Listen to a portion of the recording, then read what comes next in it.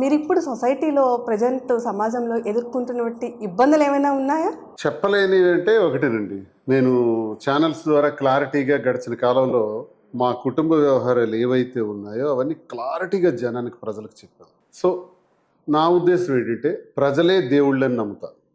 నేటికి 25 సంవత్సరాల రాజకీయంలో ప్రజల్నే నేను నమ్మి బ్రతికాను. ప్రజలకు వాస్తవాలు తెలియజేస్తే ప్రజలే దాన్ని సమర్థించగలరు, లేదంటే మనల్ని పక్కన పెట్టగలరు. సో ప్రజలకు మనం ఏదైనా మన మనసులో ఉన్న మాటను చెప్పాలన్నది నా అభిప్రాయం. నేను ఎప్పుడు కూడా నా రాజకీయ జీవితంలో తప్పు చేయలేదు, అవినీతి చేయలేదు, లంచాలు తీసుకోలేదు, ఎవరికి మోసం చేయలేదు, అక్రమాలు భూదందాలు చేయలేదు. నిజాయితీగా ఈరోజు పండగ రోజు చెప్తున్నాను.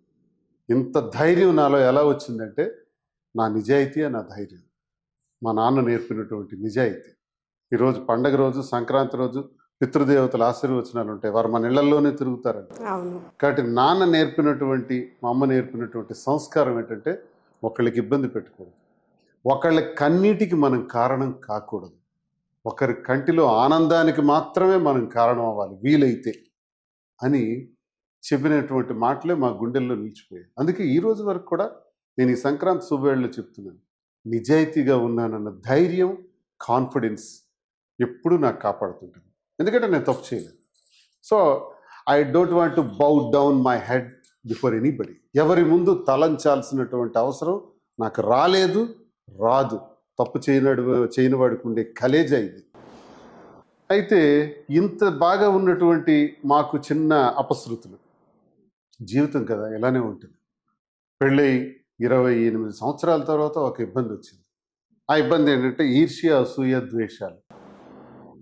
ఈర్ష్య ద్వేషాల మధ్య నలిగిపోయినటువంటి మా కుటుంబం రోడ్డుకి ఎక్కింది. అందులో మళ్ళీ చెప్పుకోవాల్సిన అవసరం లేదు. గడిచిన కాలంలో జరిగినటువంటి కారణాల వల్ల గతంలోనే మీకు అన్ని క్లారిటీగా నేను చెప్పాను, ప్రజలందరికీ తెలుసు 2 రాష్ట్రాల్లో. ఇప్పుడు మేము తీసుకున్నటువంటి నిర్ణయం, ఈ నిర్ణయంలో మా కుటుంబంలో వచ్చినటువంటి గొడవల వల్ల మాధురికి చాలా నష్టం జరిగింది, కన్నవారు అత్తవారి దగ్గర. నాకు రోడ్డు మీద పడిపోయింది నా జీవితం. ఈ పరిస్థితుల్లో మేము ఒక నిర్ణయానికి వచ్చి కలిసి ఉందాం అని వచ్చాం. కలిసి ఉందామని వచ్చినటువంటి నిర్ణయంలో మాకు వచ్చినటువంటి ప్రధానమైనటువంటి సమస్య, మేము బాధ్యత తీసుకోవాల్సినటువంటి మొట్టమొదటి సమస్య మా పిల్లలు.